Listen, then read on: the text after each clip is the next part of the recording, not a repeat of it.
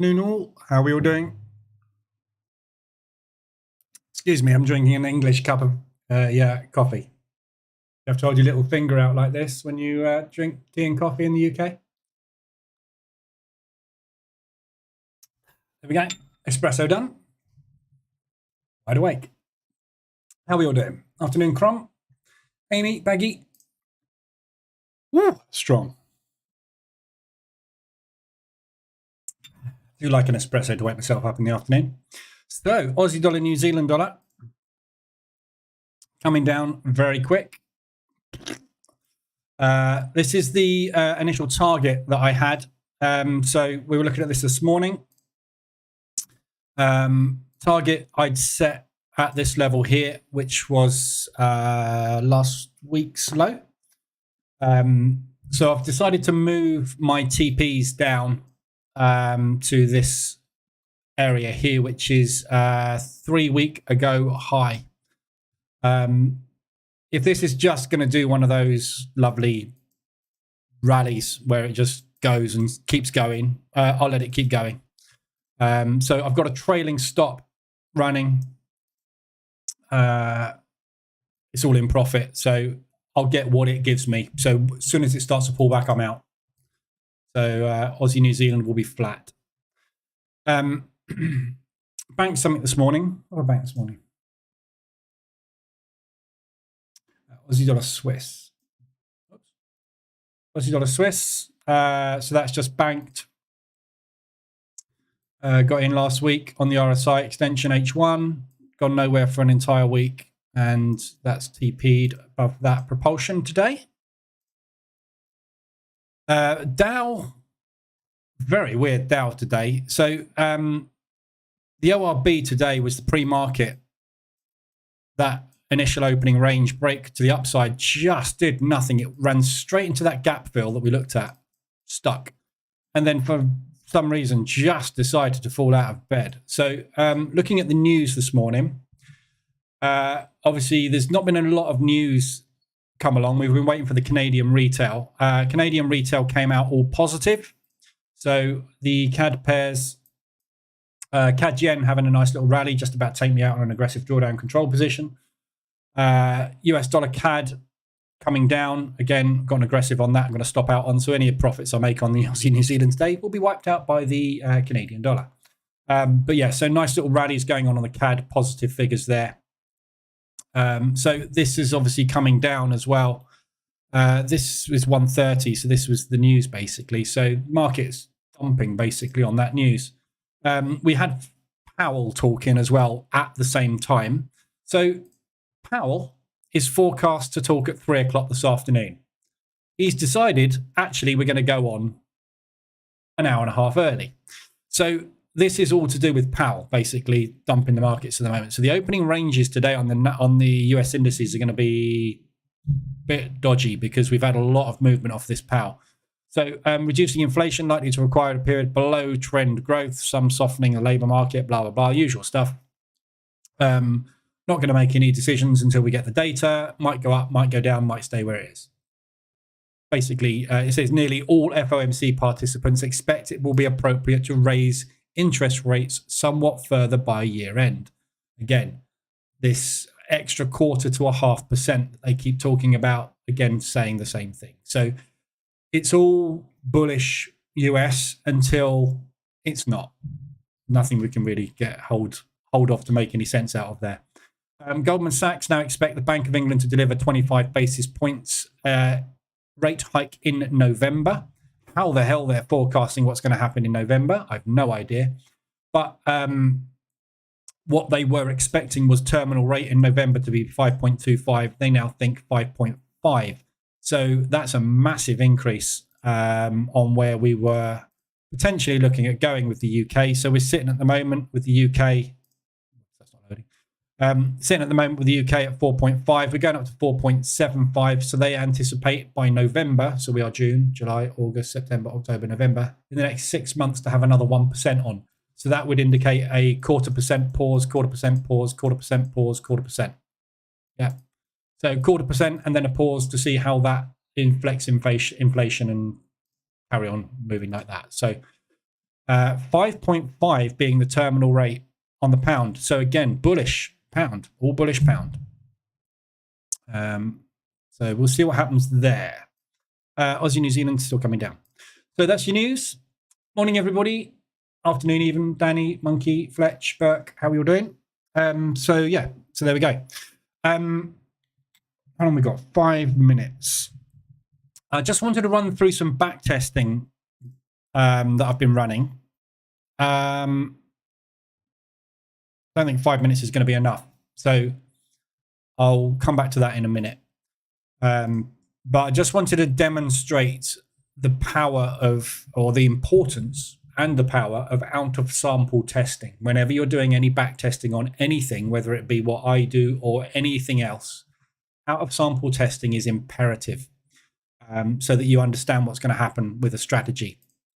And looking at also market regime is also a very key point that needs to be addressed. You need to test strategies over different ATR volatility periods, and I'll show that in a minute. But I'll go through that in a sec because it's going to take a bit of time. Somebody's basically sent me some set files which look fantastic on paper. When you actually backtest them and go into them in detail, yes, they are profitable, but not in the way that you think they're going to be profitable. So I just wanted to run through it just so everybody can see. I don't know if you're in here, but I won't mention who it is that sent me set files, but nothing wrong with them. But just want to point out the pluses and the minuses on them. So quick overview of indices. Where are we? Hang on. Yeah, Dow. Let's do the Dow. So Dow, obviously, since when was this meant to happen? This talk. Hang on. Let's just have a quick look. Source release testimony text 90 minutes earlier than scheduled. Okay, so this is the 3 o'clock talk. So I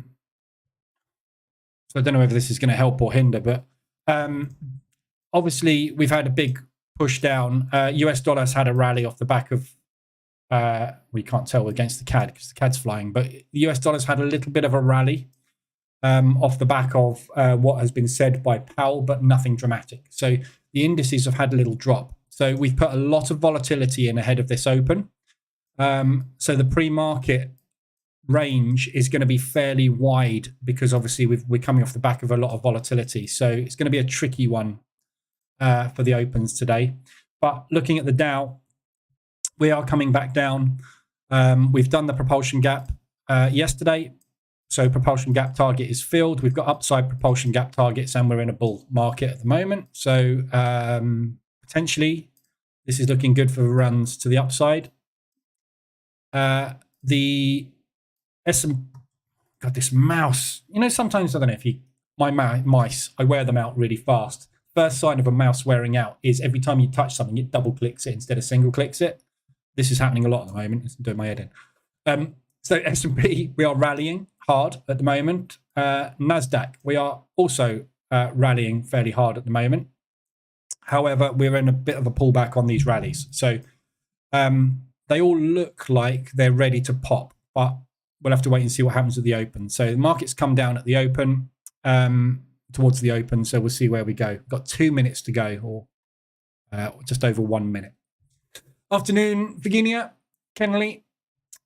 Let's get them yen down a bit. Yeah, I know. That would be nice. Afternoon, Daresh, Brian. So yeah, it would be nice to get some yen. Obviously, the yen's having a little bit of a undoing. Well, it's not actually. It's just having a bit of a pause. Forget the CAD. So I've stopped out on that CAD yen long, short. So that was an aggressive drawdown control position I was attempting on this yen strength. Obviously, the Canadian dollar's ruined that one. The rest of the yens, however, are just pausing a little bit. Euro's having a bit of a rally. Pound hasn't got a clue what the hell it's doing.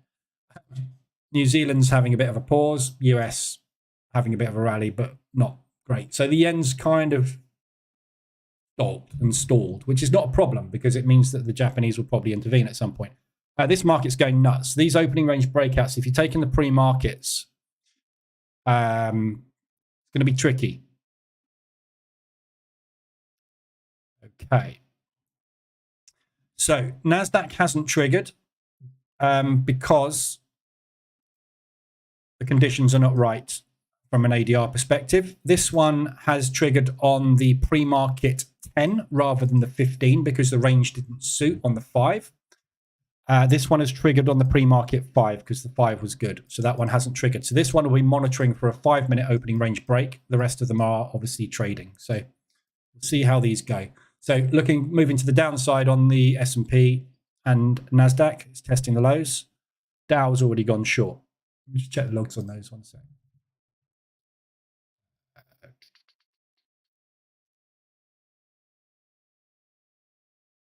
So DAX this morning. So the NASDAQ is under the minimum. So that took that, but the distance was too close. Yeah. So basically what the NASDAQ's done, the others have triggered fine, which is great. These should be triggering.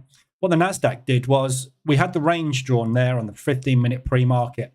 So the 5-minute range was too small. So it went and tested the 10-minute range, which was just too small. The 15-minute range was within the criteria that I've set. However, the close of the candle was too close to the high.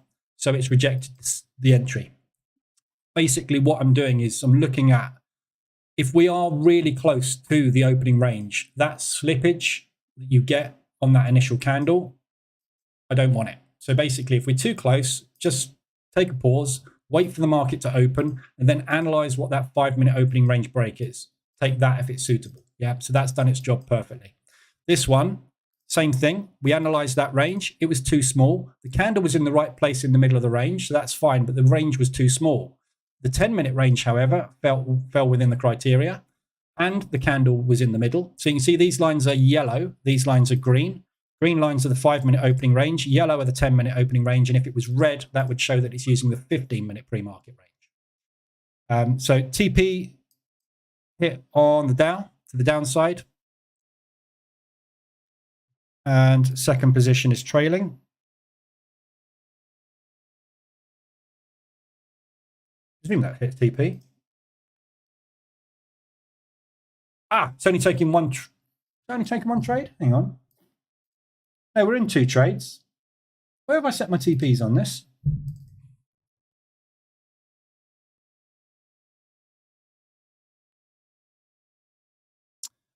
Yes. 200%. Right, so I'm not using a 1.5R, I'm using a 2R because the testing showed that the 2R was actually more profitable long-term than the 1.5.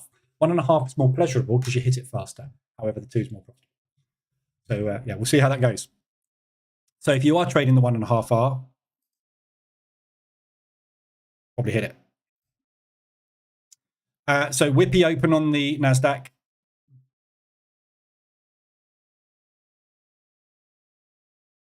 We'll see how the others get on.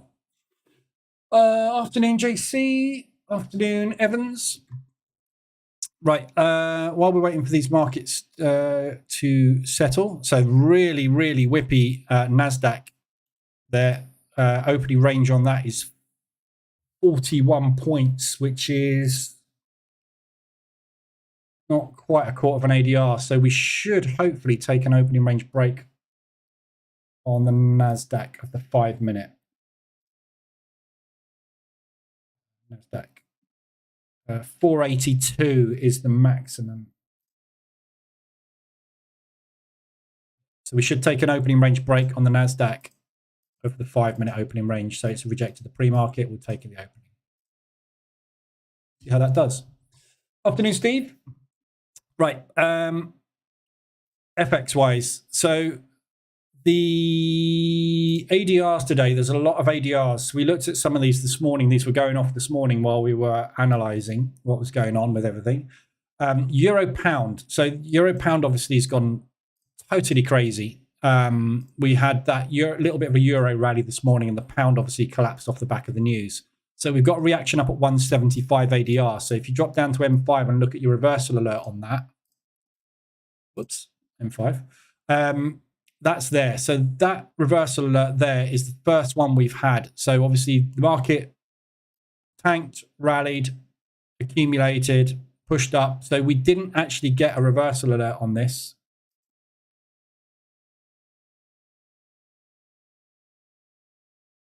Until there. So that was your first reversal alert there. So that is your entry off of 175 ADR, and it's just sitting in accumulation at the moment. So that's a really big extension on that one. This pound obviously not had a great reaction to the news. No reason why it should continue, really. So we'll see what happens with that. But yeah, it looks like a good pullback opportunity, although they are both longs, euro and the pound. So tricky one. But looking good. Basically, this, obviously, look on the hourly, you've got a massive propulsion gap gone in on the news. So test of that, if it is going to break structure and go long, test of that for an entry, which means you can get in short down to there and then jump in long if you want to there. There's no RSI extension, so there's no entries on that one on this account. The others we've got are euro odd. Obviously, the Australian dollar dropping. So that one's hit ADR. Again, potential short opportunity on that one, dropping down again. It's paused at ADR. So wait for the 5-minute reversal alert, which is there. So that'll be your first entry short on the euro odd. Aussie New Zealand, again, that's an extension to the downside. Kind of hope that one just keeps continuing to the downside, but that is ADR now. That's one of the reasons I've put these trailers on the Aussie New Zealand. We're at ADR, we're beyond ADR. So we've had a big, strong rally all day. It's going to get tired. We're coming down into a support area that's going to get bought up at 125 ADR anyway. So if we hit 125 ADR, fantastic. If we don't, I'm out. So, and obviously you've got a big propulsion gap put in there. We had the propulsion gap off yesterday's initial move. So retest of that area before continuation down, if it's going to do that. So we'll see. So there's your Aussie New Zealand. That's a good opportunity for a long. Pound odd. That's just a whipsaw. Useless. Pound CAD. So the Canadian dollar, obviously very, very strong. This is a reversal to the downside. Nice 3-bar reversal gone in there, but it doesn't seem to be holding at the moment. So your reversal on that one was there. That was your entry. And we've retested and pushed back out again, but still pushing down. So that's your W pattern, which at the moment is struggling to get going. So we're kind of contracting in a symmetrical triangle at the moment. Push back up to the upside. But Canadian dollar is still rallying off the back of the retail sales. Those retail sales figures aren't that good. They're good, but retail sale is not what's driving the market at the moment. The market's not really interested in how much money people are spending. All that is saying is, yeah, people seem to think they're wealthy at the moment. Main export of your country is not doing very well. So, yes, it's bullish, but long term, doubt it. Either way, Aussie dollar CAD, ADR. So there you go, there's another one. Canadian dollar, rallying still. Got an entry on that one. So you had a reversal alert there, which was an entry. This is the hourly RSI extension, which is why I got into that one there. Yeah, so hourly RSI extension, initial entry, tons of propulsion gap targets to the upside on this. I am expecting Aussie dollar to be weak, but I would expect the Canadian dollar to obviously have a rest off the back of this news as well. So that's not a bad long. If you look at it,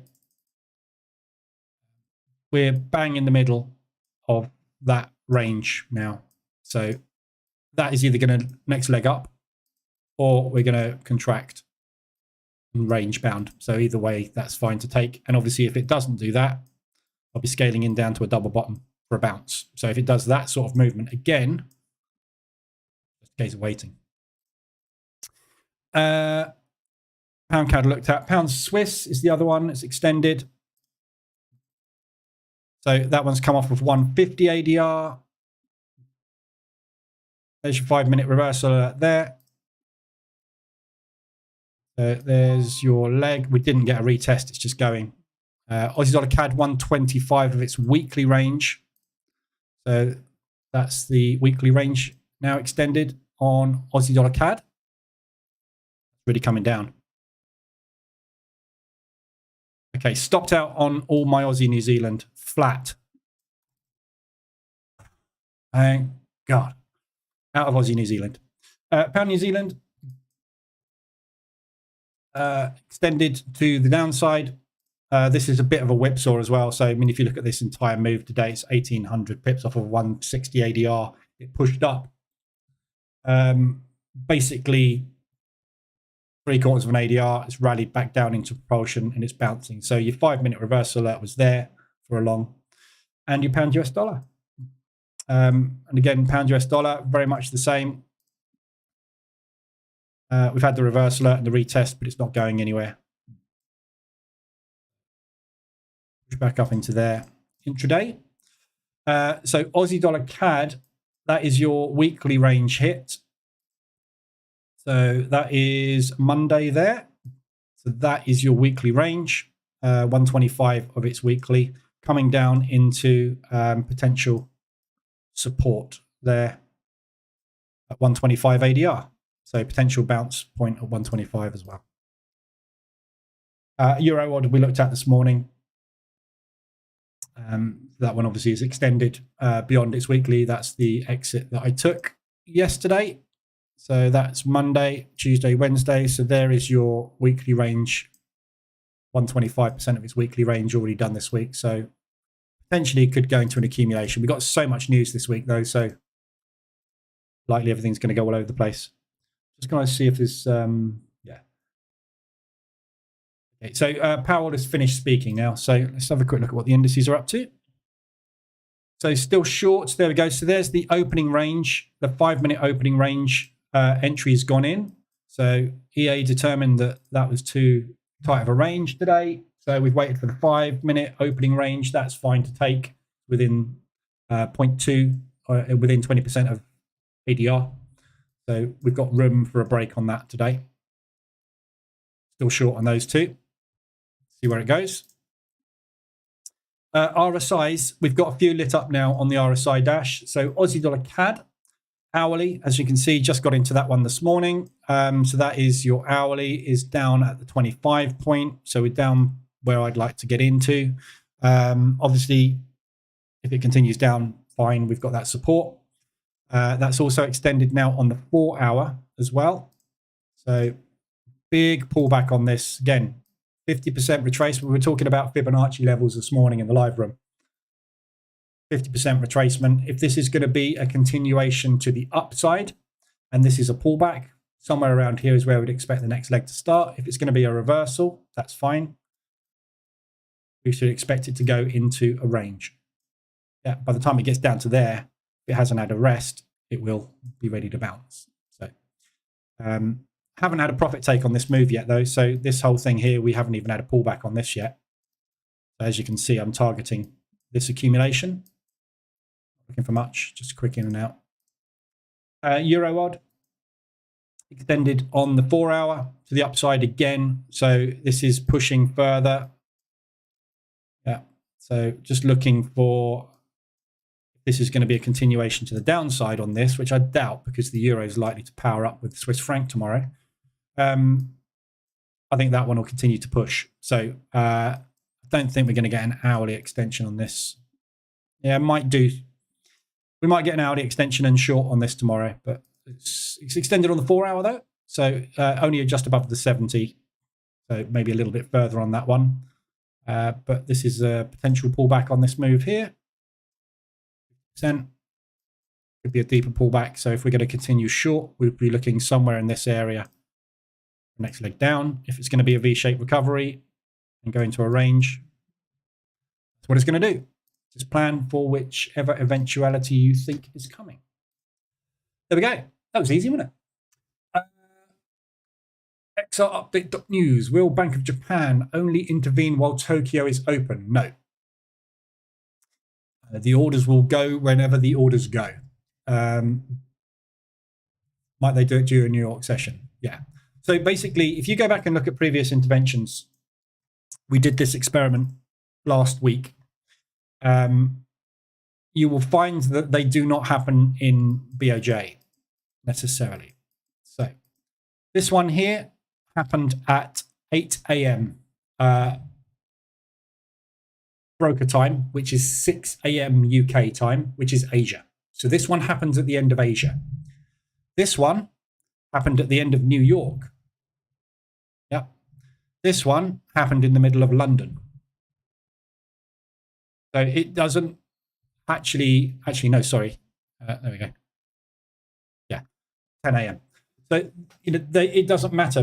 What you need to remember is banks, regardless of where they are, a central bank of, like the Bank of England is the central bank of England. It's in London. However, they have offices in Singapore. They have offices in New York. They have offices everywhere. The traders are trading for the Bank of England, Bank of Japan, Bank of America, 24/5 around the clock, around the world. This is why we have sessions. So the banks, if you watch the Bootcamp video, day one of the Bootcamp explains how the banking system basically works. And you have the Asia session where you have Barclays in Asia building a book to pass over to London. So when Barclays Asia closes, Barclays London take over. They will have an order book to execute for the UK side, but they will take into account where the Asian market has ended and whether or not their book is balanced long or short for specific instruments. So they can work out, I've got a load of US to move today and I've got a load of New Zealand to move today. How is Asia looking for New Zealand and US? Right, okay, brilliant. Let's take it long because that's how we're going to make profit on the Asian move. And then they will pass over to New York. New York will then get given the book from London. London will then pass over to and say, this is where we are. And New York will decide where to go based on what it needs to execute and what the London book was, i.e. what profit can we make on where we are now. They're trading portfolios in the same way as we do with position trading. They will have a US dollar exposure, a yen exposure, etc., etc. Difference being they have the power to move the market. So the Bank of Japan can execute any intervention whenever they like from any session. So it doesn't matter. It's not necessarily going to happen in Asia, which is how they go. It happens in London. It's like, oh, wow, look at that massive move on the yen. And then the Bank of Japan the next morning will go, we're not aware of any movement caused by the Bank of Japan. It happened in London. What are you talking about? We were asleep. Nobody believes you. So yeah, doesn't matter. It'll happen anytime. It doesn't necessarily happen. Yeah, I mean the US dollar yen has just made new highs. So what we're talking about here is the Bank of Japan not wanting the yen to keep devaluing, i.e., everything pushing against the yen. It is. They've warned us. We've listened. We didn't listen. Yeah. You only don't. It's like a naughty child. You tell it 10 times to do something. Finally, you go, don't do that again, or there's an ultimatum. I'm taking your phone away for 2 hours or a day or whatever. Then you're going to get a screaming fit. You've got to entertain your child. So it's better to give the phone back. But that's what happens, basically. And then they'll suddenly go, I told you. And that's the intervention. We never know. It doesn't always happen. Yeah. It doesn't have to happen. But when they start talking as they have been talking, that is when we tend to see it coming into effect. So we'll wait and see. You never know. So short on the NASDAQ. So short everything basically at the moment. So I just wanted to quickly talk about backtesting. That backtest is finished. Yeah, so this is a set file the person said was absolutely fantastic. Not worked. So basically, just to cut a long story short, somebody sent me some set files. I get sent set files all the time for strategies. So this is a set file for the opening range breakout EA. And this is taking a different period of time and not trading the opening range break. It's trading a range period before the open. Okay, so this is trading from up until 1:30 UK time. Okay, and they've been getting great results. They've passed a proper valuation with it, or getting on the way to proper valuation with it. Fantastic, all working very, very well. However, I think their testing has been for the last year. January 2022 onwards. Yeah, it is fantastic. But when you go back to 2018, doesn't look so good, does it? Yeah. So this is what I mean whenever I say in here things like I'm looking at out of sample testing. Yeah, this is an in sample test. If you've run a test in the backtester and you've got fantastic results, brilliant. How would that have performed the previous year? Okay, previous year, going back to 2021, not bad. Had a bit of a dip, but ended up in profit. Fantastic. What about from 2018 to 2021? Not so good. Yeah. So you've got to make sure that you test over a longer period of time. A strategy is only as robust as the test conditions that you develop it in. So what I will do is I will put on here the trade peaks, as they're known. So these are little green dots. So the little green dots show you when the portfolio made a new high. Yeah, so we've made a profit figure higher than a previous one. So that is our initial starting point, around about 100 grand. Then in March, this started in January. In March, we made a new peak. We didn't then make a new peak until November. So from March until November, you were sitting in stagnation, not making profit, not making loss. You made a little bit of a drawdown, not a lot, but you didn't make any profit. Then we had a little run up for a little bit, and then back to January, we basically came back to pretty much where we started until around about February, where we made another high. Then we made another high and another high. From roughly April 2018 until March 2021, the strategy made a loss and then recovered that loss. So you would not have made any money from April 19 until March 21. An entire year, this strategy stagnated, didn't make any money. So if we turn stagnation on, you'll see there was a 724-day period, 2 years, where we didn't make any money, right? And then it started working, and then it went stagnation again. And then from November 2021, absolutely flew. Fantastic. So the strategy ended up 150 grand in the good. Fantastic. But it only happened in 1 year out of the entire testing period of 5 years. So for 4 years, didn't do much. So this is why it's important. And I wanted to highlight this and why it's important. So because this is trading an index, there's things we can do to find out why this happened. Okay, so we can look at what the volatility was like on the markets at the time this was happening. Yeah. So if we show the background chart of the S&P 500, which is basically an index, obviously marker or benchmark, if you like, and the average true range of the daily chart of the 14 days. So this is ADR 14, basically. Yeah. So if we show that on the chart, you can see here we've got COVID, and look at the volatility during COVID, that period. And look at the ADR, went through the roof. So we are sitting here in this time period very happily in a kind of bull calm bear market, bull calm market. Yeah. And look at the strategy. It doesn't perform very well in a bull calm market. The market spends 80% of its time in bull calm. So you can see the ADR down here. Yeah.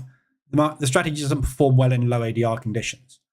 During COVID, the strategy didn't do very well at all. Nothing much did. So that's fine. But then after COVID, what happened was we went into a bull calm market that didn't stop for a long, long, long time with slightly higher volatility than normal. So there's your normal volatility average. There's your slightly higher volatility average. The market then started to pick up with the strategy. Yeah. Then we went into a bear volatile market, which is where we've been ever since. And the volatility picked up to almost twice as high as it was prior to COVID. Then the strategy suddenly started coming to life. So you can conclude from this that from this period onwards, January 2022, when the market flipped from that Christmas rally into a bear volatile market condition, this strategy performs well. So it's a fantastic strategy for bear volatile market conditions. Problem with building a strategy that only works in a certain market condition is twofold. First of all, how do you identify when you're in a bear volatile condition? Well, it's easy because ADR picks up and the market tends to obviously drop. However, it's going to take a month or two for you to identify that condition. So you probably wouldn't start the strategy until you've got it confirmed that, yeah, ADR is holding at a higher level and we are in a bear market and the market's collapsing. We start getting on board there, but look what happens. We suddenly go back into a range-bound activity. So the strategy will start to drop off as volatility drops off. You see what I mean? It doesn't work. So the only time you can use this strategy is in a bear volatile market, which is what the market is never really doing. The markets are designed to go up, the indices is anyway. So ran the same test again, that's on the Dow Jones, ran the same test again on the NASDAQ. Same result. Yeah. So bull calm, COVID, bull calm-ish, bear volatile. That's where I think the person started doing their testing from, January 2022. They tested the year and went, oh my God, I found the Holy Grail. Whoops, no, I haven't. Because the market conditions here, this last year we've had, or year and a half we've had, haven't been seen before. And this is why I keep saying, you have to test any strategy you develop in sample. What I call in sample is the period of testing that you use. So if you use a year of testing, so what I tend to do is develop strategies over 2022, out of sample test them from 2022 to date. Did it still work? Yep, fantastic. Retest it on a previous period. Did it work? Yep. Retest it on a crazy period where the ATR is nuts. Did it still work? No. Did it lose a fortune? No. All right. And then test it in a bull calm period. Yep. So we're testing it in 3 different market regimes. Sideways, not really doing a lot. Crazy nuts, rallying like crazy, huge bear volatility. There's 4 really different market conditions there. And as you can see, testing performed in this period was fantastic. Yeah. So they've also sent me another set file for gold, which I've just run the test on here.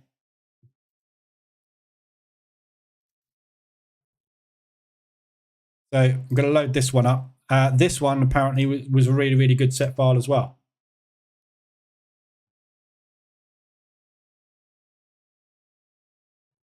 Terrible.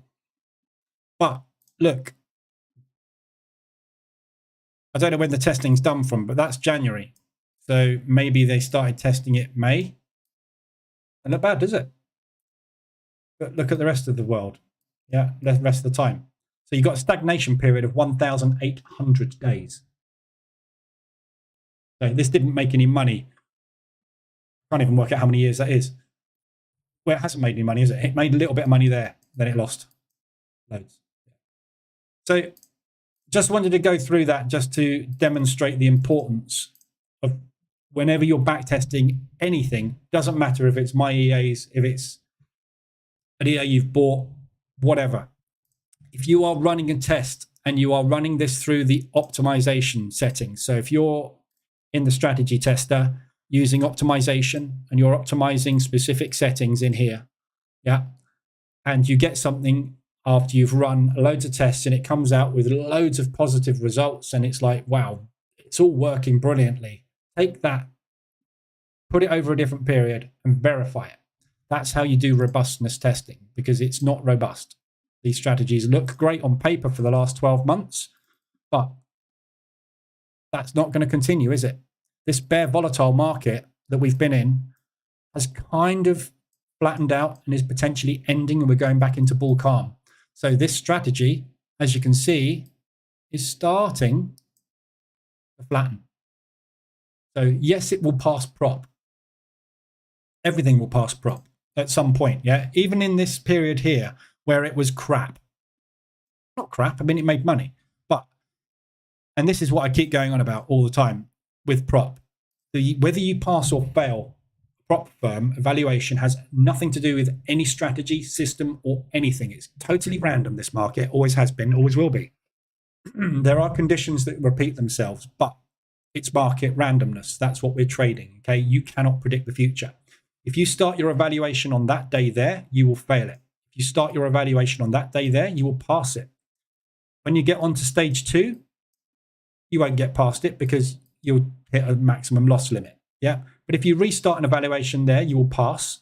And if you trade it through to there and you stop trading, and then you take the second stage evaluation there, you will pass. When you get a live funded account, you will fail.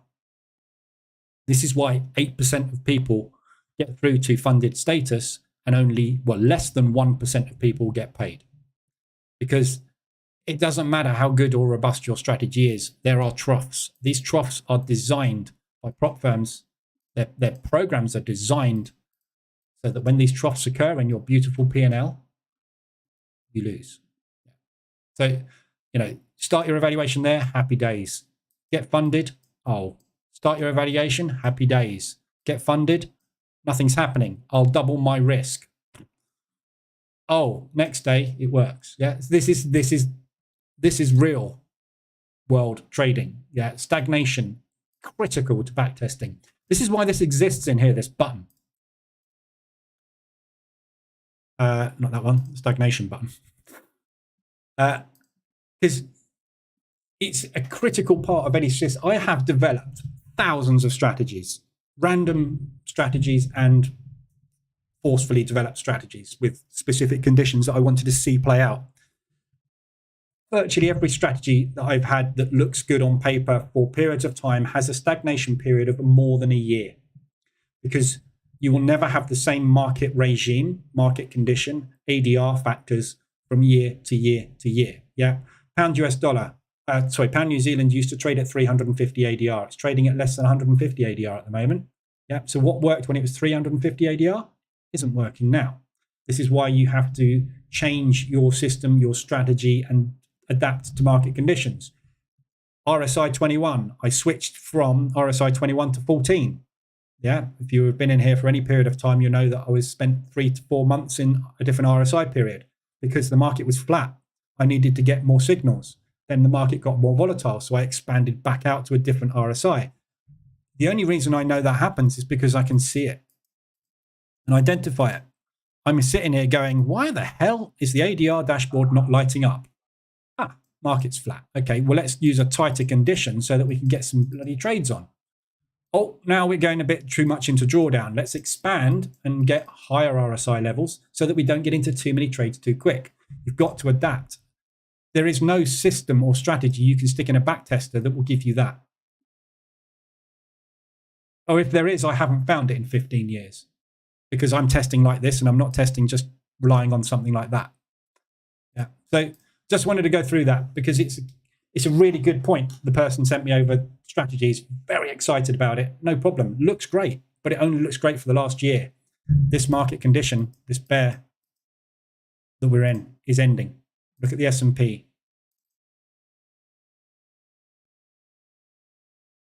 On the daily. Yeah. That is what the S&P does 80% of the time. What we've had over the last year is abnormal. Same as COVID. We've never experienced this before, ever. We haven't experienced a bear volatile run of a year, ever. Any strategy that you developed there has destroyed your account there. Anything you're developing here is not going to work this year because this is not the same as that. And is that coming back? Which I knew. If I knew, I'd be getting in. I'm not, because I'm not sure. It looks like it. It looks like we're starting to get back into this kind of market regime, but this could just be a pullback. And another leg, for all I know. We've no idea what's happening in the future, do we? So there you go. So I just wanted to run through it. I don't know if the person that sent me the sets files is in here because everybody in Telegram uses a different name to YouTube. But if you are in here, that's why I sent you those screenshots. So yeah, there they go. Don't want to burst bubbles, but also don't want to leave people up the garden path because it's not the real world. Afternoon, Tammy.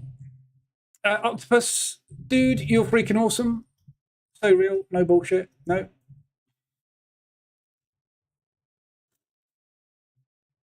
If I was selling a course, I would be telling you that that set file was absolutely amazing. It's not. God, did I sound like Donald Trump then? I even did the thing that he does. Oh, turning into a Trump. Sorry, I'm in the US session. I shouldn't be saying that, should I? There's probably a load of Trump supporters in here. I'm impartial. So I'm out of Aussie New Zealand. However, my US dollar CAD and CAD yen have just got rid of today's profit. So just in normal drawdown conditions now, trying to manage US dollar CAD and back to managing CAD yen. Shorts working out very nicely at the moment on everything.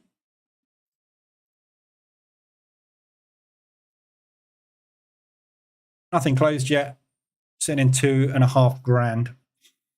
So we'll see where we go, but this is a bit more of a slow burner strategy that I'm running with this version of the opening range breakout EA. It's designed to not get in and out fast. It's not a scalp. It's let's try and catch the day type strategy. So it's not going to bank super fast. And again, all the back testing that I've done on this has been done over 3 years. Year 1 development, previous 2 years out of sample. I've run a small 6-month out of sample over the last year, and it seems to be stable. The reason being is because I'm using ADR as a measurement, and obviously the volatility changes, the rules change within the EA. So the EA adapts basically to market conditions using average daily range. So however, this is a kind of staying in the trade all day type version of the opening range break. Yeah. So you can see the stops are a quarter of an ADR away. So we are basically saying when that break happens, stay on it. If that break doesn't happen, we're long and we're flipping back the other way. If we get a whipsaw day, stop. Yeah. But the conditions to get into the market, more importantly, have got to be right. Otherwise, we're not even going to take an entry. So you can see that one didn't take the pre-market. So again, adapting to market conditions using average daily range. If you've got a whacking great range before the open, you're not going to get much movement after that, are you? That's the whole purpose. If you get a huge candle at the open, which is a third of an ADR, unlikely you're going to get a rally because you've done a third of the ADR in 5 minutes. Market's got nothing left. So all these conditions I've identified over the last year, we've been trading the opening range breaks, 6 months or however long it's been. That's what I've programmed into this EA to basically try and alleviate some of the pain of the whipsaw. John, what's the minimum amount needed to position trade as you do with automatic drawdown of 30%? Also, what's the minimum account needed to trade the ORB? OLB doesn't matter, does it? The worst drawdown I've had on ORB is, well, this version of the ORB that I'm developing now, maximum drawdown on account has been something like 15%, 15 grand. I mean, how much money do you need to trade anything? You risk a percentage of your account. So if you've got $1,000 to trade with and you want to risk 1%, you're risking $10. If you want to risk 10% on a trade, you're risking $100. It's up to you. There's no minimum. With position trading, you need probably 3 grand because you need to be taking partials and you can't take a partial on a 0.01. So when you're getting into entries, if you're going to do drawdown control on a trade, yeah, so this entry here, we did drawdown control there. If that was a 0.01, I can't do a partial close. So you can only do a partial close on a 0.02, and you can only do a 50% close. A 0.03 minimum lot size gives you a 33% close. A 0.04, you can do a 25% close. Yeah. So ideally, the minimum first entry risking 0.25% over half an ADR would be a minimum 0.04. That allows you to scale out of that position. So whatever that is, $3,000 I would say is probably about right as a minimum level. But again, people contact me and say they're getting in much more aggressive than that. And that's absolutely fine. When things are going well, getting in more aggressive is going to make you a lot more money. When things are not going well, Aussie, New Zealand, getting in aggressive is going to blow your account. You got to backtest. And this is, why I provide set files. Go backtest stuff. Prove to yourself. You should never trade, in my opinion, with anything unless you've proven to yourself that it's working. And the only way to do that is to backtest it. If you backtest it, it doesn't work, don't trade it. Simple as that. But with position trading and the market reversal alerts EA, it's a little bit different because you need to take into account aggressive drawdown control, which you will never be able to replicate in a backtest because a backtest will only test one instrument. You will have a portfolio of instruments and every instrument will be in a different position. So you would never be able to decide when you would or wouldn't do aggressive drawdown control. So if you run the market reversal alert, say in a strategy tester over a period of 2 years, and it works absolutely fine and gives you a little bit of a profit curve like that, and all of a sudden it blows the account, that doesn't mean that would have happened in the real world. Because as this was coming down, other things would have been making a profit, and you would have been using that profit to offset that loss. A la Aussie dollar, New Zealand dollar. So if you had not have done drawdown control on this and not have taken an aggressive drawdown control position to get out of this here, you're still in it. Yeah. Everybody's position here is going to be different depending on what they did. Some people may have been out here. Some people might have gone 1, 2, don't like this, aggressive, out. I've no idea. Everybody's different, but you cannot simulate this in a backtest, which is why I don't bother publishing signals on the market reversal alerts EA, although I'm asked all the time, because you can't. The strategy requires a human being to be involved because we're the trader, not the EA. The EA is a blunt instrument to execute orders. Something like the opening range breakout EA, though, as a strategy, can be fully mechanical. So, but, and as I've published in the results for that, you're going to have stagnation. They all have stagnation. But if you're trading multiple instruments, and this is the good thing about the ORB, is as you can see today, probably not actually an amazing example today, but your ORB on the NASDAQ is much bigger than your ORB on the Dow, which is roughly the same, maybe a little bit smaller than the bigger than the ORB on the S&P. So if you're trading 3 instruments, if this one hits TP, this one might stop out with a small win. This one might whipsaw and make a loss.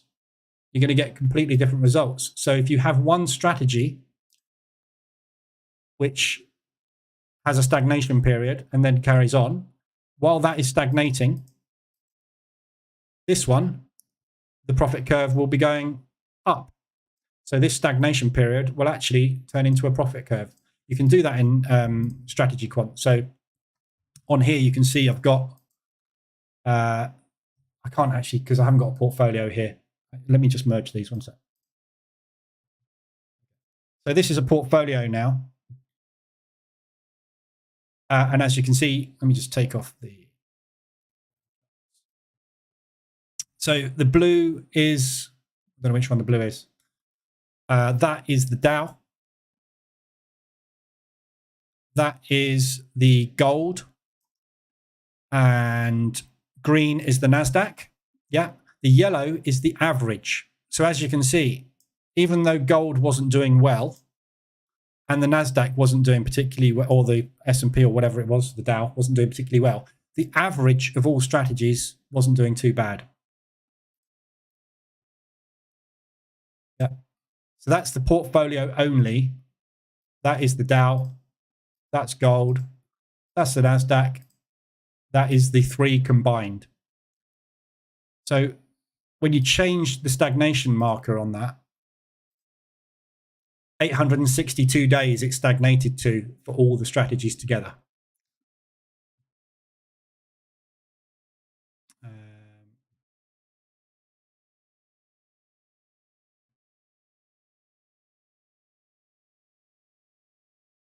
So from that peak to that peak, we didn't lose a lot of money though, look. So the drawdown, yeah, so when you're saying, you know, how much money do I need for a strategy, that tells you the worst case scenario. So you drew down by 20 grand. So this is risking $500 per trade. Every single one of these is risking $500 a trade, or 2,000 or whatever. I can't remember what the exact was, but it's an amount per trade. So to be able to trade this, you needed $20,000 or $25,000. That's where you would have ended up. If you reduce that to $250 per trade, you would have only needed whatever half of that is, 12.5 grand, wouldn't you, in your account? And obviously you would produce less than 280,000 or whatever this ended up at, 300 grand, something like that. 297 grand across the instruments. So, you know, look, Dow did 155, gold made a loss of 5 grand, NASDAQ made 146. The portfolio of all 4 instruments being traded, or 3 instruments being traded at the same time, made £250,000, 300 grand. Yeah, this is why you need this software when you're doing any type of backtesting. You need to be able to analyze how long is it. MetaTrader doesn't give you any of this information. MT5 does to a certain extent, but I don't trust MT5's data. Can't win. There you go. Anyway, that's that lot. Afternoon, Nafiz. How big a look back period do you use when determining whether the market condition changed? It's got nothing to do with look back period, really. You can use, I mean, the market tends to use ADR 10 or ADR 14 for measuring daily volatility. So here, the market is using ADR 14. This is what I mean. When you get, let's say, for example, you built a strategy and you said, I am only going to employ my strategy when I get to an ADR 14 reading of 7. Yeah. By the time you get to that ADR 14 reading of 7, you've missed 14 days. Because to get to that reading, the market volatility has to have picked up to where you want it to be. So you're always looking behind. And this is what I keep saying about every instrument, every indicator, and every EA, not indicators really, but every indicator under the sun tells you what has happened in the past, mine included. There is nothing that can tell you what's going to happen in the future. ADR tells you what's been happening over the last 14 or 10 days. What's that got to do with tomorrow? Nothing. What it can tell you is that volatility is picking up. Yeah, if you're measuring ADR for the reasons of deciding whether it's picking up or dropping, it tells you that it's picking up or has picked up. Because it's picked up, does that mean it's going to continue to pick up, or it's going to drop, or it's going to carry on at that level? Yeah. So, I mean, even ADR doesn't tell you what's going to happen tomorrow, because it could carry on going nuts and do another 2 ADR days. It could just go into a range, or it could just drop totally. Volatility could just go down to virtually nothing. Telling you what's happened in the past. Moving averages. 50 period moving average, the 20 period moving average. What the hell has 20 candles ago got to do with now? Nothing. 200 period moving average on the daily. Oh, we need to buy it. Why?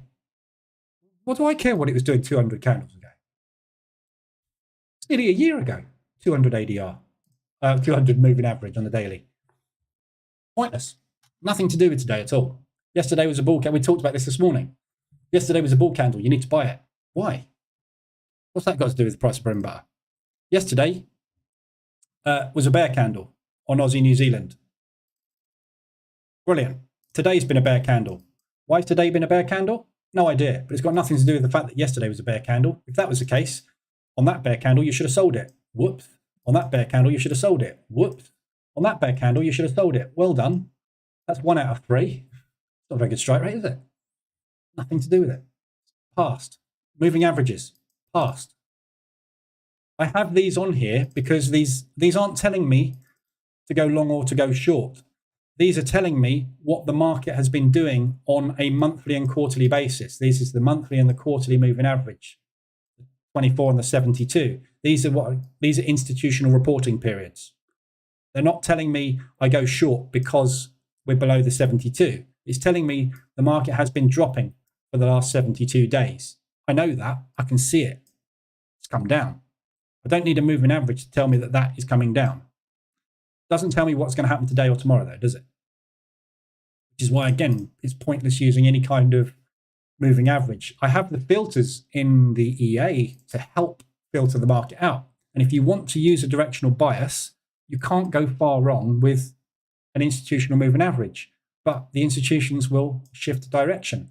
So all the time this was moving up for that month, you were being told to sell it incorrectly, because this is telling you what's happened 24 days ago. This is telling you what's happened 72 days ago. It's got nothing to do with the fact that this whacking great bull candle was put in because a news event told the market that the Australian dollar should be bought now for the next month. Moving averages don't know that. You do, because you're watching the news every day on here and watching the financial juice feed to see what's happening in the world. Which is what brings me back to the point, there is no EA or strategy out there that can predict market movement, because it's got nothing to do with what's happened in the past. And that is all we can put on our chart, is an indicator to tell us what's happened in the past. The candlestick tells us what happened 4 hours ago. What's that got to do with where the Aussie New Zealand's going next? The fact that it came down for the last 4 hours would tell me I probably want to buy it, because the sellers are going to be knackered and want to take profit on their moves. It doesn't tell me I should be selling here, does it? It tells me what's happened in the last 4 hours is that the market's come down. That's what that visual indicator is telling me. A candlestick is just an indicator of where the market has been during that period of time. Bit of a lesson day today, isn't it? Probably because there's not a lot to analyze, because my indicators aren't telling me there's a lot to look at. There you go. Hopefully that makes sense anyway. But yeah, an indicator is just an indicator. The RSI is, the RSI fails. Look at this, Aussie dollar, New Zealand dollar. Has this worked? No. But am I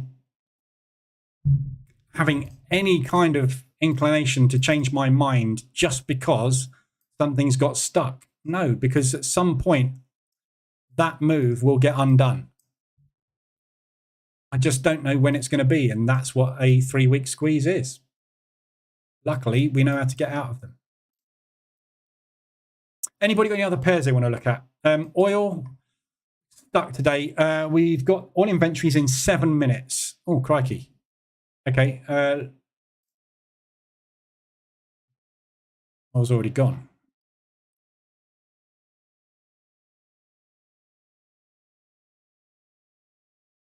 Bank holiday. Oil is tomorrow.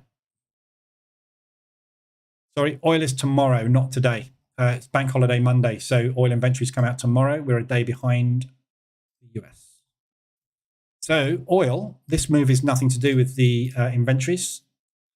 Oil is retesting yesterday's high, previous day's high range. So that propulsion got an add. So market structure. That's target. That's where I'm out. So as I said, if we get an ADR on that today, flat on oil. And then probably want to be selling it, don't we? At the moment. Or if you're brave, you can look at a break up into $83 to $85 a barrel. Let's see where we go from there. Right, anybody got any other pairs they want to look at or anything? That's all I've got for today. There's not a lot else really to discuss today, because we are waiting for tomorrow.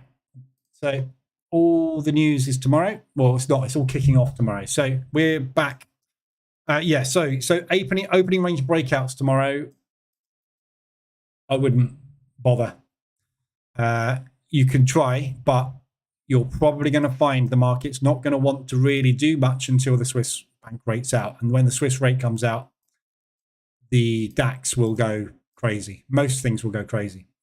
Then we've got Waller speaking. Then we've got the press conference at some point in the morning. followed by pound rates at 12 o'clock, followed by unemployment claims 1 hour before the New York Open, and then Powell talking again half an hour after the New York Open. So tomorrow is crazy day. So today, I'm quite surprised actually we've got as much movement we have today, but that's been mainly off the back of the pound, as we know, in the CAD retail figures. So nothing else much is going to want to go anywhere until we've got this out the way. And then we run straight into PMIs on Friday, which could quite possibly reverse everything. So everything that we've got moving up the weeklies at the moment, which is really Aussie CAD and Euro odd at the moment, again, Aussie based,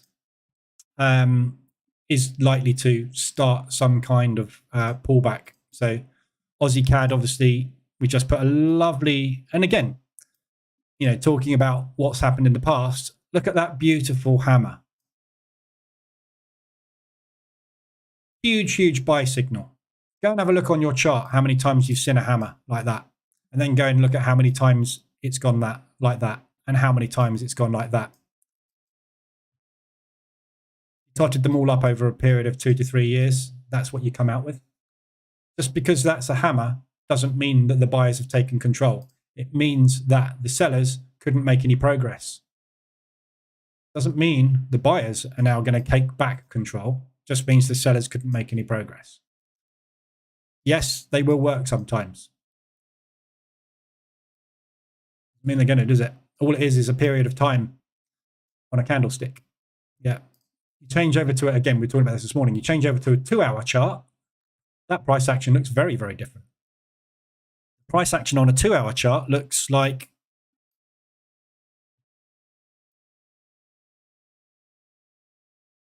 that. So it's an even bigger hammer. But doesn't mean it's going anywhere, does it? Switch to a 4-hour. Yeah. No, it doesn't look so much like a buy, does it? We've got 2.5 hours left on this candle. This candle could easily end up looking very much like that. Not a buy signal either. GU, H1M15, H1M5 GU, I would say, rather than M15. I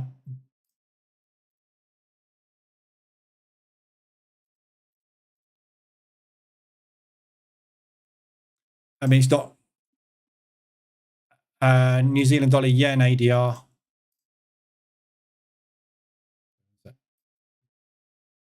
Okay, so we're just pulling back on New Zealand dollar yen. So this is yen. Again, a little bit of yen weakness starting to creep back in again. I put money on tomorrow morning in the live room. I'll be saying Ueda has said they are closely watching FX markets. If this keeps going, it won't be long. Pound US dollar. So yeah, stuck at the moment. Obviously, the pound had positive stroke negative news this morning with CPI. So with CPI this morning, it didn't go down, which is classed as a bullish signal for the currency, but it's a bearish signal for us in the UK. So market has had a negative reaction to it. I suspect what we're seeing here is an enticement of shorts. So think about what this is doing on a daily chart. We've had rally, rally, rally, rally, rally, rally. We've had 3 bear days in a row. Everybody's going to go, oh, look, start shorting it. Tomorrow they're going to release the interest rates. So this is probably a bear trap. They're just enticing shorts in so that everybody gets short on it. All liquidity will be put at the highs and then they'll rally it tomorrow. So I don't know. But at the moment, it's not extended in either direction. The last entry on it was there. I got out of it because I just don't want to short the pound at the minute because I don't think it's going to go down. I think it's going up, but it all depends what happens with this US dollar. So, but M5, you just had a reversal alert long. So very nice W pattern reversal this morning. So there's your reversal, there's your retest, and it's off now. So it's doing nice off the back of that signal.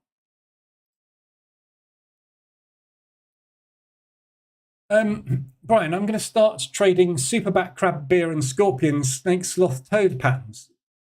Pretty good.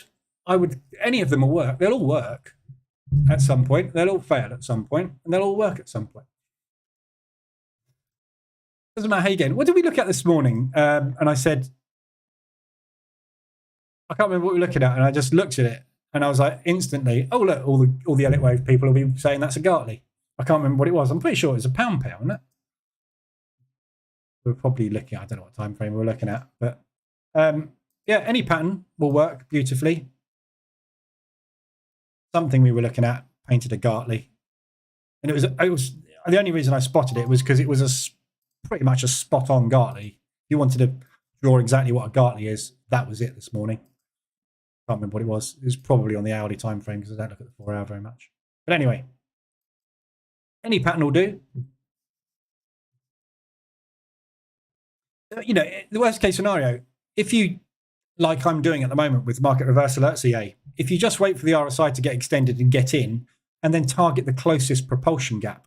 If it moves against you, target the next propulsion gap. If it moves against you, target the next propulsion gap. As we know, propulsion gaps get filled. There's grey all over this chart because the propulsion gaps have been filled. There's targets up here. There's targets down here. I have no idea whether it's going up or down, but if I press the sell button, that's where I'll get out. If I press the buy button, I wouldn't get out there because it's too close. I'd be targeting that. But if it comes down to there, that's where I'll target because propulsion gaps get filled. That's all we need to know, isn't it? It doesn't matter which way you get in, how you get in. You just know that the market goes up and down. And we just need to wait. Patience. Predicting the future is futile, as the Borg would say. But yeah, we could do a superback crab bear and scorpion snake sloth toad pattern. Not quite sure what it would look like. Probably like a blender. If that lot have all got to get together, it's got to be a bit of a mush, isn't it? CAD yen, this yen's being killed. Swiss yen rallying. Not good. If he was awake, he'd be in here saying, we are watching closely FX movements. So everything yen-wise is retesting highs.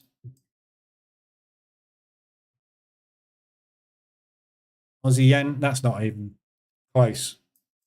Swiss yen, CAD yen's already out there. Euro yen's already out there. Pound yen on its way. New Zealand yen, not quite. Aussie, US dollar yen rejected. So important level there. On the US dollar yen. So this is what we looked at this morning, maybe last week. I don't know, whenever I drew this on. Smash through, support, rejected, resistance, first retest. So this is second retest of that level. And they are rejecting it. So the limit orders that triggered there have re-triggered. So we're either going to find an M pattern reversal on that reversal alert, or it's not. If it's not, probably the Japanese will make it. See what happens. But this is what the Japanese are watching. The US dollar yen is their main one because they buy and sell and export in US dollar. This is the most important thing for their economy, the US dollar yen. Euro yen, excuse me. Yeah, that's just gone out the highs. So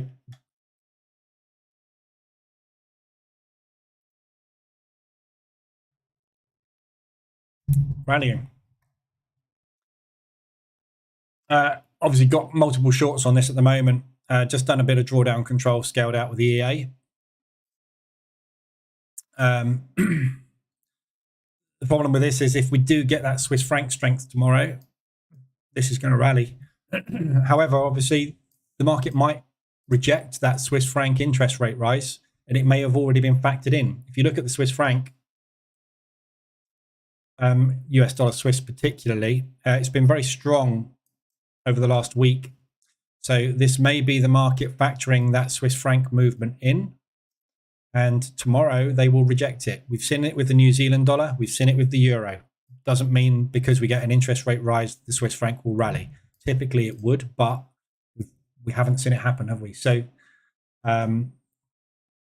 You know, I mean, it's a total lottery at the moment. Just because interest rates are going up does not mean that currency is going to get stronger, especially with the Swiss franc, because the Swiss franc rates are tiny and their inflation is tiny. Give it another quarter, that'll be down at the 2% target. They'll be ready to start dropping that. We don't really put a lot of money into the Swiss franc long term. It's a short term safe haven. So I think that could come down tomorrow, but we'll see. Their unemployment, I mean, everybody's got a job in Switzerland. Everybody's earning a fortune in Switzerland. They've got everything really cheap, and their mortgages cost nothing. Where else would you want to live? Become a banker in Switzerland. Best job in the world at the moment. 3R on EU would be nice. Got whipped to death this morning.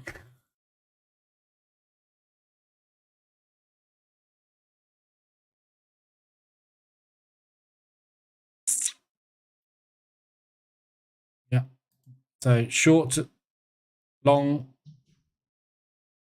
whip, whip, whip, whip, whip.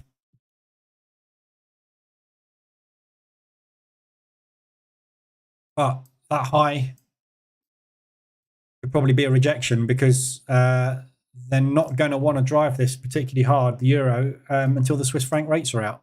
This is US dollar dropping. This has nothing to do with the euro. This is the US dollar collapsing. So the indices will be rallying, which means I'll be stopped out on all of these. Yeah. So stopped out. Well, not stopped out, actually. Flipped long. So NASDAQ's still holding. S&P is pulling back. The Dow, I'm hedged. So we are long and we are short. So this continues. And this is the beauty of using half an ADR. A quarter of an ADR as a stop loss. If you have a whipsaw day, what you end up taking is a small loss on the whipsaw. This is why this is proving a more profitable approach. Is because these whipsaws, if you get them, don't actually lose you a fortune. They actually pretty much lose you a couple of £100. Whereas the ones that work obviously make you a lot of money. So the P&L is a lot flatter. Still stagnation though. Anyway, we'll see how this works, this testing. If I can't find an edge long term in this that's higher than the opening range breakout, then Blender EA. Yeah. All EAs are blenders. They'll all get you blended to death at some point.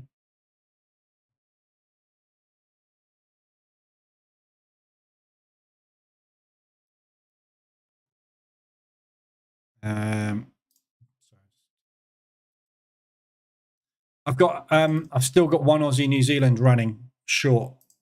I didn't get stopped out on all these on the other account. I didn't get stopped out on them all here because my portfolio is slightly different on my main account. So I've still got one short on this. I was just adjusting the stop because it does look like we're rallying down. If this gets out of this low at 150 ADR and we hold down here tomorrow, we could be down there. Might have been a premature exit that. We just made a new low on the day.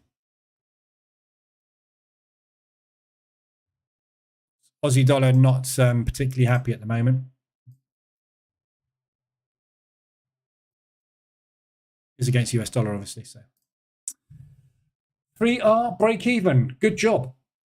Exactly, Brian. Take it. What's that EA? What's what EA? Blender EA. I think we were just making something up. This one, this is the opening range breakout EA. It's just a variation on it. It's a different, more advanced logic, if you like. An artificial intelligence, I'll have you know.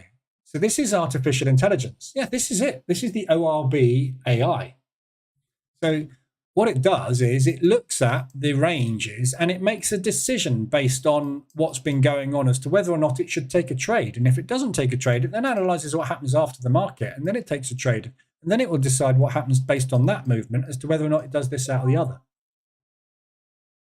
When pre-sales, there aren't any pre-sales. I'm joking. It's something I'm testing. It's basically it's It's what I call a development EA.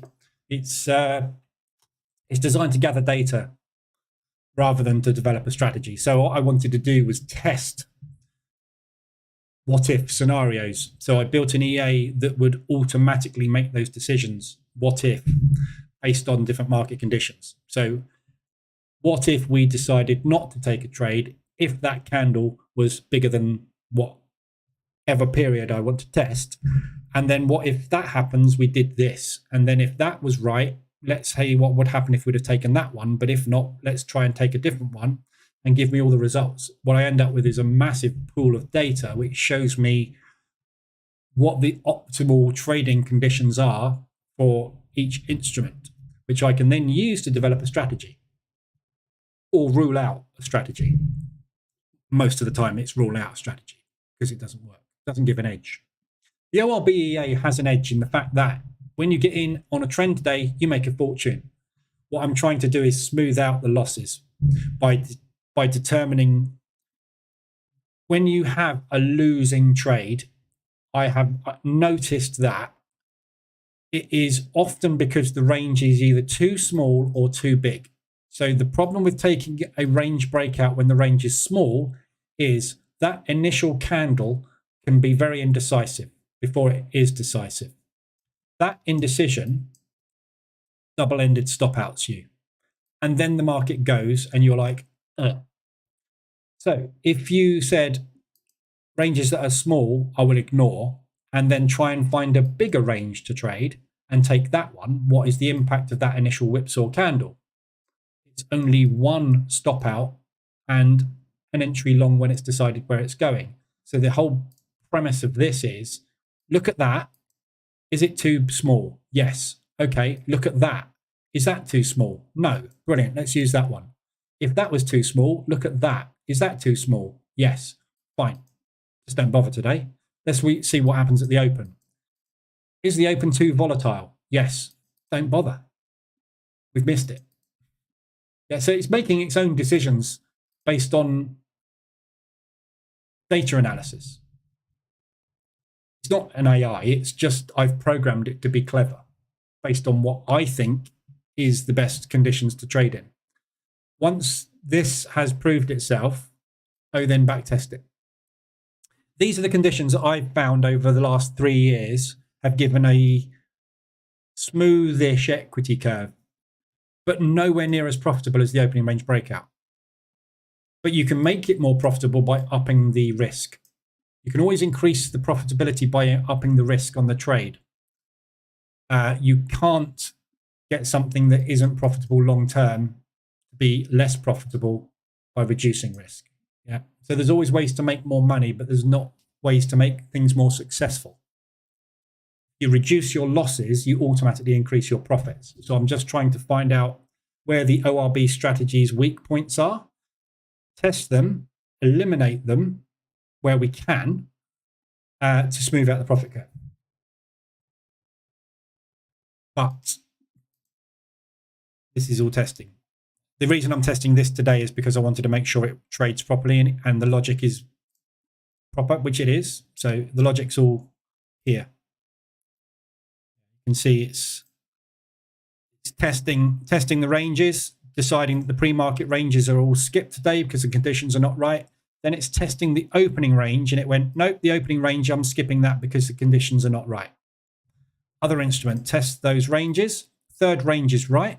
However, we're too close to the top of the range, so let's not bother with that today. Pre-market range is all skipped. The opening range, however, has the right distance from the high and the low, and the range is under the parameters we thought were good, so therefore we'll take that trade. Yeah, next one did the same thing. Yeah, so it's just going through logic, and this is what I needed to test. The logic steps are working live, and I also wanted to see if we slipped on it, which we didn't today, which is good. Which is what I'm trying to eliminate, slippage. Yeah, because we lost 3.2% on a trade through slippage. That can't happen. If that happens 10 times a year, you can kiss all your results goodbye. It's wrong. John, I've just checked TD365 and they do offer MT4 now. Do they? I've got an account with TD365, but they've never told me that.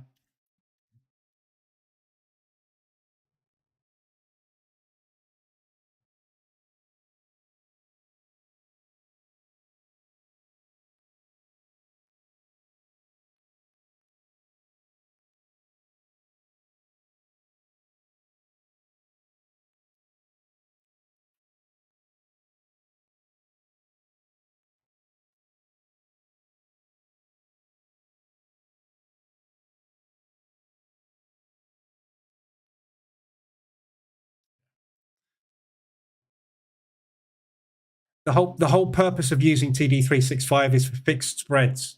That's what I said this morning. They've got the best spreads in the market. You go onto MT4, it's variable spreads. The spreads are whacking, huge. You can't trade. Scalping, you can't scalp on TD365 with MT4. You can scalp on TD365 with the cloud account because you get a fixed spread. So yeah, I knew that, but it's not no use. There's much better. Forex offer a fixed spread on the DAX. These guys offer a variable spread, same as every other broker. It gets slippage and terrible market conditions. So. But for position trading, yeah, there you go. Look.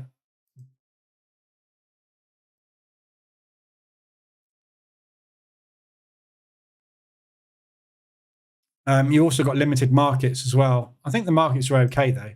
You get 26 FX pairs. You're missing two minors there. Look, 28 major and minor crosses. You can't trade two of them.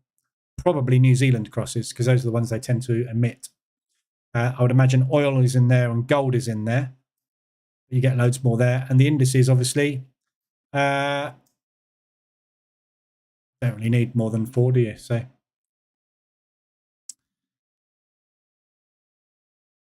So yeah, look, auto trade EA, but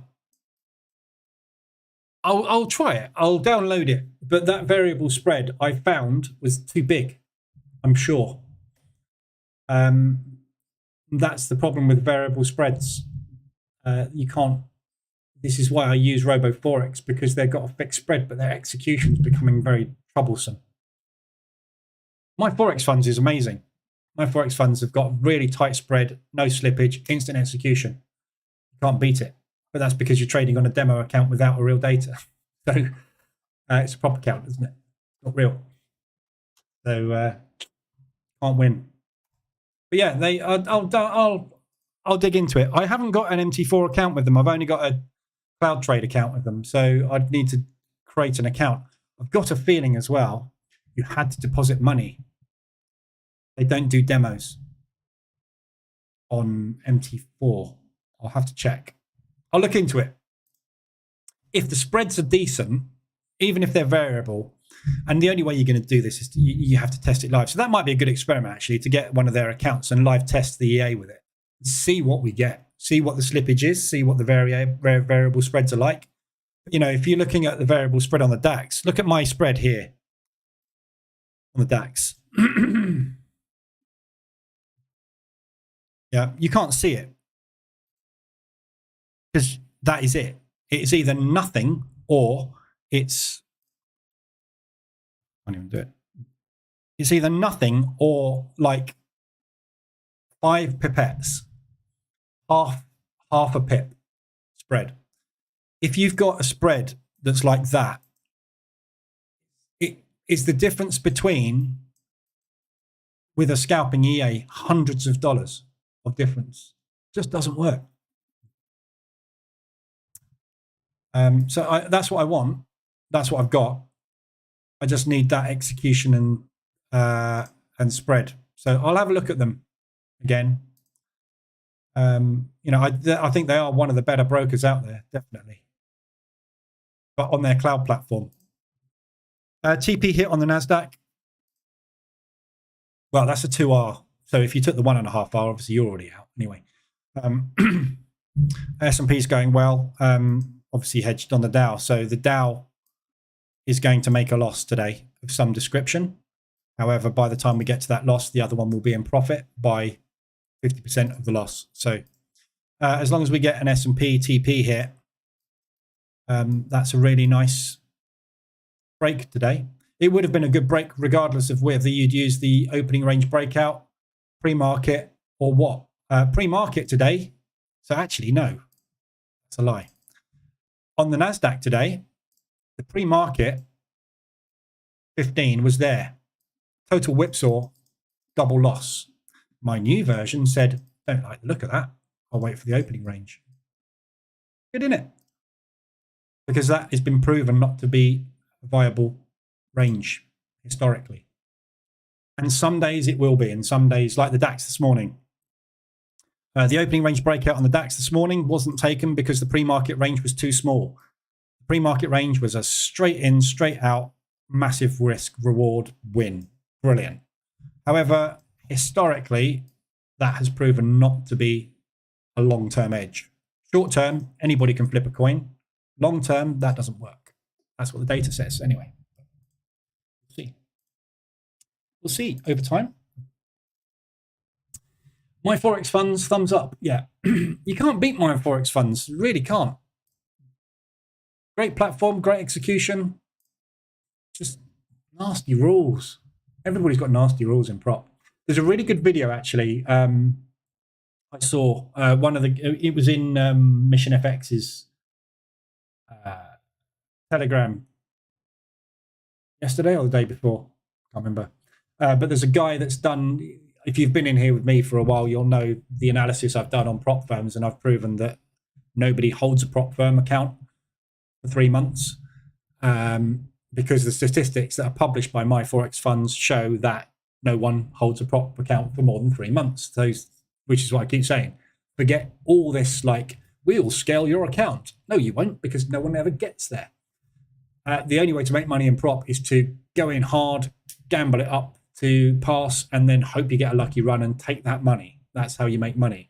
Only a very small amount of times that will work. So you will fail most of your prop evaluations, but the ones that you don't fail, that's how you get paid. And this video that I watched said exactly the same thing.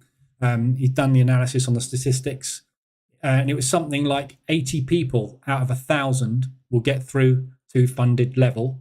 Out of those 80 people, 5 or 10 of them will actually get to payday, because to survive phase 1 and phase 2 and funded to payday, you've got to have a hell of a lucky run, or you've got to be trading very small risk. So, and again, I've said it before, the way to, if you want to hold an account in prop, the way to do it is to go in with 1%, and get that target hit.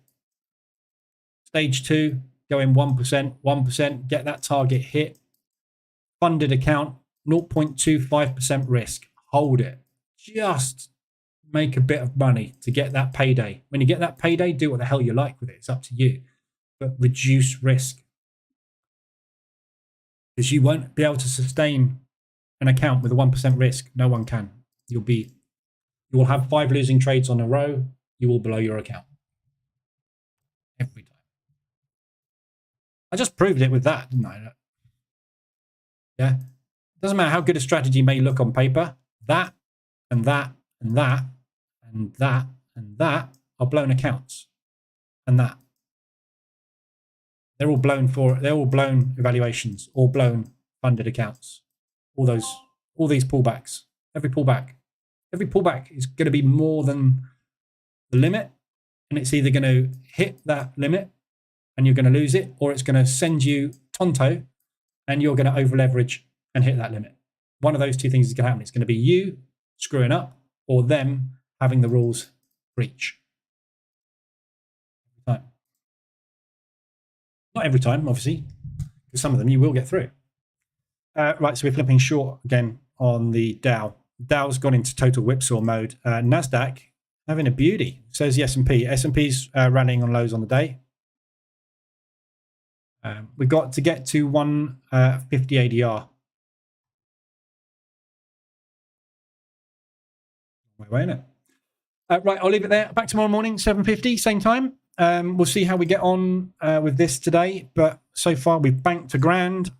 We've got 1,300 in open P&L. Good opening range breakouts today. Back tomorrow morning, 7:50, same time. And obviously 2:20 tomorrow afternoon. If you need anything, I'll be in the Telegram group. Hope I haven't burst anybody's bubbles today. Sorry if I did. Better to know now, eh?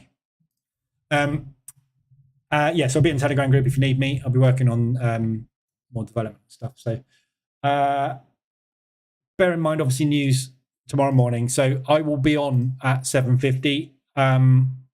We'll watch the open. I'm not going to trade tomorrow morning because this is all going to kick off at 8:30. So just be aware, if you do set the opening range breakout EA on auto when you go off to work or whatever, probably tomorrow turn it off. But don't come crying to me if it does a 70R move on the open and you would have made an absolute fortune. It could probably do that, but it could also not do that. So, but just be aware there's going to be volatility. All right. So I'll be back tomorrow morning. See you then. If not, I'll be in Telegram. Have a good day.